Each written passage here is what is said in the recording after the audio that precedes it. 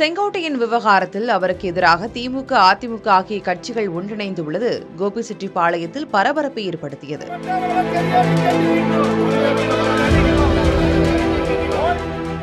அதிமுகவை எம்ஜிஆர் தொடங்கிய காலம் தொட்டே அக்கட்சியில் இணைந்து செயல்பட்டு வந்த செங்கோட்டையன் விரைவில் அக்கட்சியின் முன்னணி தலைவராக உயர்ந்தார்.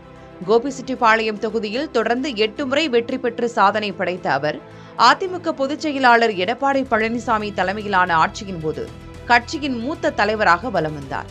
எனினும் சமீப காலமாக அதிமுக தலைமையுடன் ஏற்பட்ட மோதல் காரணமாக கட்சியிலிருந்து நீக்கப்பட்ட அவர் விஜய் தொடங்கிய தமிழக வெற்றிக் கழகத்தில் இணைந்தார்.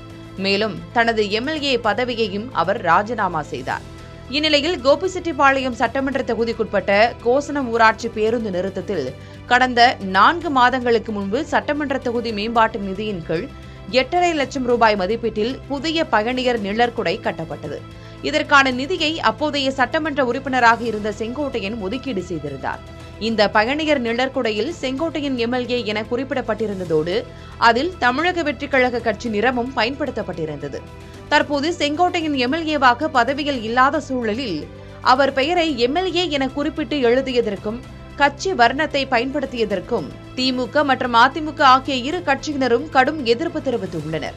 உடனடியாக அந்த பெயரை அழிக்காவிட்டால் பேருந்து நிறுத்தத்தில் திமுகவினர் வெள்ளை அடித்து அழிக்கும் போராட்டத்தில் ஈடுபடுவோம் என எச்சரிக்கை விடுத்தனர். அதேபோல் அதிமுக நம்பியூர் வடக்கு ஒன்றிய செயலாளர் யோகா பழனிசாமி தலைமையில் சுமார் 50க்கும் மேற்பட்டோர் நம்பியூர் வட்டார வளர்ச்சி அலுவலகத்தை திடீரென முற்றுகையிட்டு எம்எல்ஏ என்பதை நீக்க வேண்டும் என முழக்கங்களை எழுப்பினர்.